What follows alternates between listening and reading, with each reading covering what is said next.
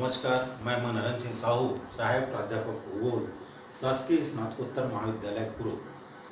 आज का मेरा व्याख्यान है नद संस्तर वाले भौगोलिक मानचित्र का अध्ययन करना। नद संस्तर वाले भौगोलिक मानचित्र का अध्ययन हम क्रमशः निम्न विधियों के आधार पर करेंगे। सबसे पहला हम भौगोलिक मानचित्र को किस प्रकार से पहचाना जाता है, आइडेंटिफिकेशन किया जाता है, उसको हम देखेंगे। तो प्रस्तुत जो भौगोलिक मानचित्र है, दिया गया जो भौगोलिक मानचित्र है, उसका सूक्ष्म अवलोकन करने के पश्चात ये स्पष्ट होता है कि इसमें संस्तरों को समुच्च रेखाएं प्रतिच्छेदित कर रही हैं। जब संस्तरों को समुच्च रेखाएं प्रतिच्छेदित करती हैं तो ये माना जाता है कि संस्तर जो है झुका हुआ है, नस संस्तर का है, इंक्लाइन स्ट्रेटा का है। तो नस संस्तर वाले भौगोलिक मानचित्र के रूप में इसको हम आइडेंटिफाई करेंगे।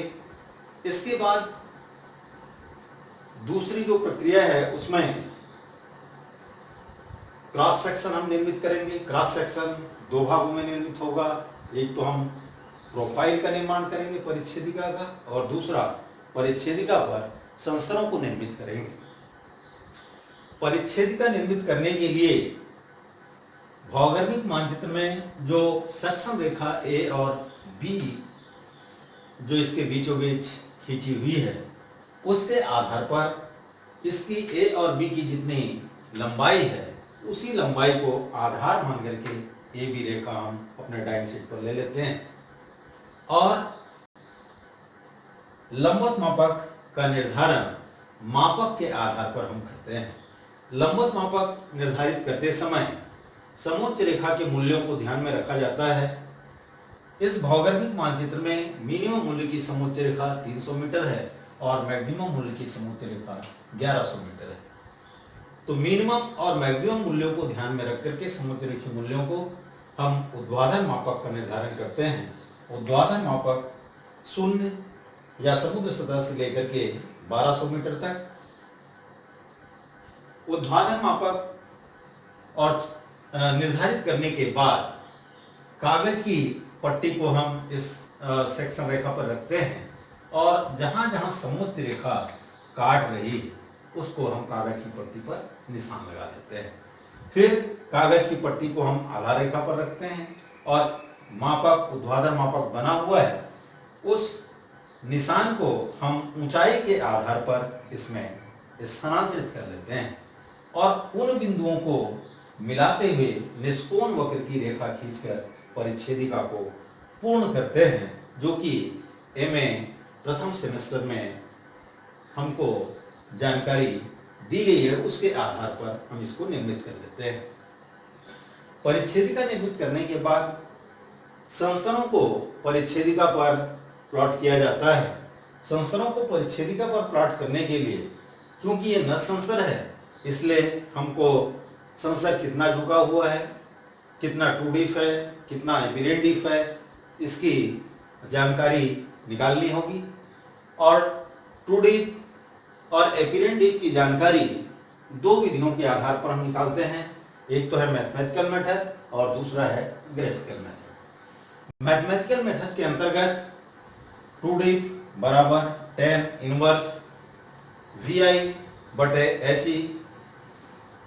tan इनवर्स का मतलब है सामान्य स्थिति में हम डिग्री का टेंजेंट देखते हैं, लेकिन इसमें चूंकि टेंजेंट वैल्यू हमको सीधे प्राप्त होता है, इसलिए उल्टे टेंजेंट वैल्यू टेंजेंट टेबल के जिस कॉलम में दिया रहता है, ये वैल्यू जिस कॉलम में पहली बार शामिल होता है उसके सामने की हम डिग्री देखते हैं, इसलिए tan इनवर्स होता है। तो टू डिफ निकालने के लिए VI वर्टिकल इंटरवल, ये समुच्च रेखीय अंतराल के आधार पर, और HE हॉरिजॉन्टल इक्विवेलेंट क्षैतिज तुल्यांक। क्षैतिज तुल्यांक दो जो नतिलंब रेखा है, इन नतिलंब रेखा के बीच जो दूरी होती है उस दूरी को हम क्षैतिज तुल्यांक कहते हैं।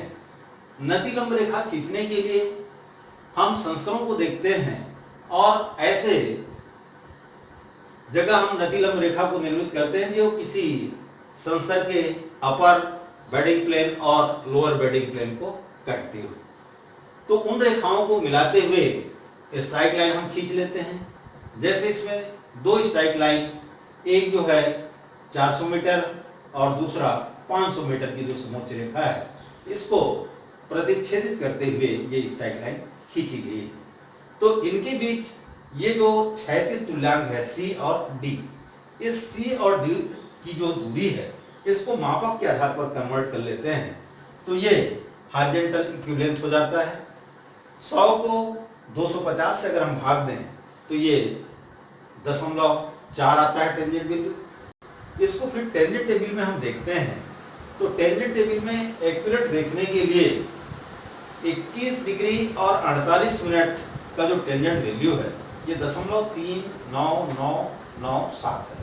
इसमें मेन डिफरेंस एक वैल्यू को अगर हम जोड़ दें तो ये 3-4 और इसको हम टोटल अगर हम कर दें तो ये 0.40031। तो ये पहली बार जहां पे शामिल होता है वहां पर इसके सामने की डिग्री जो है वो 21 डिग्री 49 मिनट है। इसी प्रकार से एपीरियन डिप भी निकाला जाता है। एपीरियन डिप निकालने के लिए अंतर सिर्फ इतना है कि हॉरिजॉन्टल इक्विवेलेंट के लिए जहां टू डिप में दो स्ट्राइक लाइन के बीच की क्षैतिज दूरी को लेते हैं, वहीं इसमें एपीरियन डिप निकालने के लिए C पर 45 डिग्री का कोण बनाया जाता है। वैसे एपीरियन डिप निकालने के लिए 90 अंश से हटकर किसी भी दिशा में कोण बनाया जा सकता है, लेकिन सामान्य तौर पर हम 45 डिग्री का कोण बनाते हैं और उस रेखा के बीच की जो दूरी होती है, जैसे इसमें C और E, तो ये जो दूरी है ये क्षैतिज तुल्यांक होता है। सूत्र उसी प्रकार का, एपीरियन डिप बराबर tan inverse 1 vertical interval upon horizontal equivalent. तो इसमें वर्टिकल इंटरवल 100 और हॉरिजॉन्टल इक्विवेलेंट 375 मीटर है। तो इसमें जो टेंजेंट वैल्यू है ये 0.2667 और इसको हम टेंजेंट टेबल के कॉलम में जब हम देखते हैं नेचुरल टेंजेंट के कॉलम में तो ये डिग्री आता है 14 डिग्री और 56 मिनट। तो इस प्रकार से गणितीय विधि के माध्यम से, और दूसरी जो विधि है जिसको हम आलेखी विधि कहते हैं, ग्राफिकल मेथड कहते हैं, ग्राफिकल मेथड के आधार पर भी हम नमन, ट्रू और एपीरेंट दोनों जो डिप है, यथार्थ और आभासी नमन हम ज्ञात करते हैं। ट्रू डिप निकालने के लिए C और D के बीच की जो दूरी होती है ये दूरी हम ले लेते हैं अपने डाई शीट पर और इस पर चूंकि वर्टिकल इंटरवल 100 है तो स्केल के आधार पर ये जो दूरी है 100 मीटर के लिए जितनी होगी ये C पर हम लंब गिरा देते हैं और इस लंब को मिलाते हुए D तक, D से इसको मिला देते हैं और यहां पर चांदे को रख करके हम ये कोण नाप लेते हैं C, D और F। तो ये यथार्थ नमन के लिए हो जाता है। इसी प्रकार से आभासी नमन के लिए ग्राफिकल मेथड से हॉरिजॉन्टल इक्विवेलेंट ये C और E के बीच की जो दूरी होती है इस दूरी को लेते हैं, फिर 100 मीटर के आधार पर यहाँ पे C पर लंब गिरा देते हैं और इस लंब को हम E से जोड़ देते हैं और ये कोण हम नाप लेते हैं। तो ये एपीरियन डिप के लिए हो जाता है, आभासी नमन के लिए हो जाता है। तो इस प्रकार से नस संस्तर वाले भौगोलिक मानचित्र में हम नमन ज्ञात करते हैं दोनों विधियों की सहायता से। और नमन ज्ञात करने के बाद जब हम परिच्छेदिका पर संस्तरों को प्लॉट करते हैं तो जहां जहां पर परिच्छेदिका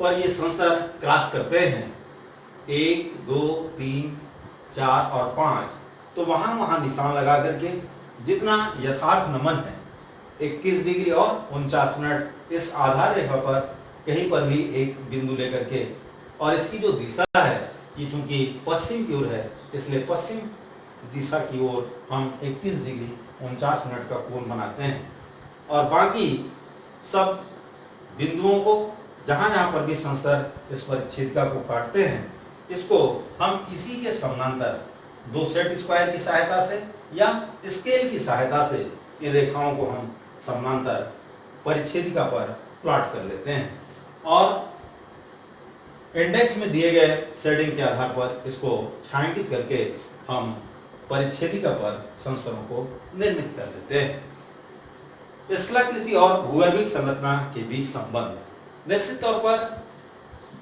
भूगर्भिक संरचना का स्पष्ट प्रभाव स्थलाकृतियों के विकास पर पड़ता है। इस क्षेत्र में भी अगर हम देखें तो पश्चिम में ऊंचाई ज्यादा है और जैसे जैसे हम पूर्व की ओर जा रहे हैं ऊंचाई कम होती जा रही है। इधर 1100 मीटर की समोच्च रेखा मिल रही है और इधर जो है 300 मीटर की जो समोच्च रेखा है वो मिलती है। तो इस प्रकार से पश्चिम से पूर्व की ओर ढाल इसमें है, एक नदी घाटी का प्रवाह हो रहा है। पश्चिम की ओर की जो चट्टानें हैं ये कम अपर्दित हुई हैं और जैसे जैसे पूर्व की ओर जाते जाते हैं वैसे वैसे नदी घाटी में चट्टानों का अपरदन ज्यादा हुआ है। स्वाभाविक है जो कठोर चट्टानें हैं उनका अपरदन कम होगा और जो नरम चट्टानें हैं उनका अपरदन अधिक होगा। इसके बाद भूगर्भिक विवरण। भूगर्भिक विवरण का अध्ययन हम 4 उपभागों में बांटकर करते हैं। एक तो संस्तरों का अनुक्रम, संस्तरों की मोटाई, संस्तरों का नमन कोण, नमन दिशा और संस्तरों के प्रकार। तो संस्तरों का जो अनुक्रम है ये इंडेक्स से हमको पता चलता है। इंडेक्स में नीचे से ऊपर अगर हम जाएं तो नीचे सबसे प्राचीन चट्टानें होती हैं और ऊपर ये नवीनता के क्रम में पाया जाता है। तो लोअर ग्रिड सबसे प्राचीन है, सैल, उसके बाद फिर लाइमस्टोन, फिर सैंडस्टोन, फिर मडस्टोन, फिर अपर ग्रिड। तो इस प्रकार से संस्तरों का अनुक्रम पाया जाता है।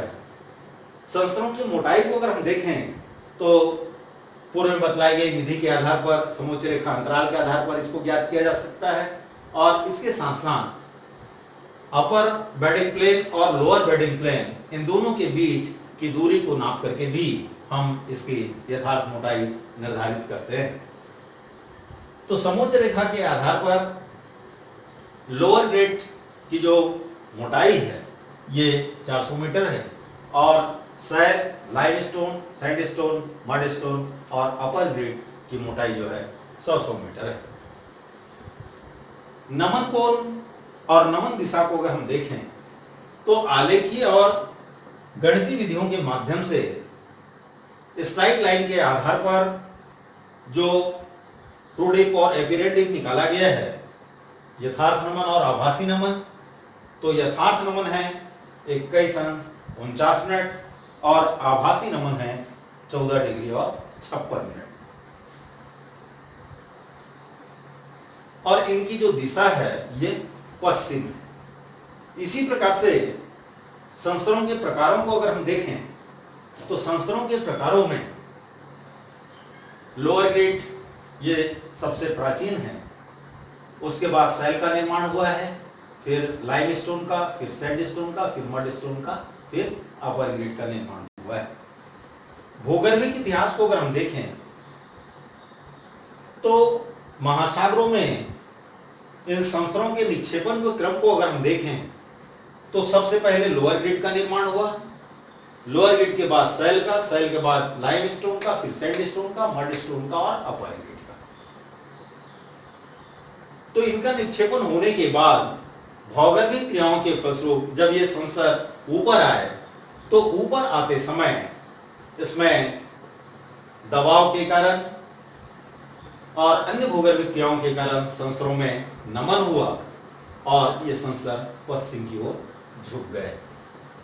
तो इस प्रकार से भूगर्भिक इतिहास को अगर हम देखें तो ये संस्तर एक ही भौगर्भिक युग में निर्मित है और एक ही भौगर्भिक युग में निर्मित होते हुए जब ये संस्तर ऊपर आए तो ऊपर आते समय इनमें भौगोलिक क्रियाओं के कारण ये संस्तर झुक गए। 21 डिग्री 49 मिनट इसका यथार्थ नमन है और आभासी नमन 14 और 56 मिनट है। इस प्रकार से हम नस संसर वाले भौगोलिक मानचित्र का विभिन्न भागों में बांट करके अध्ययन करते हैं। धन्यवाद।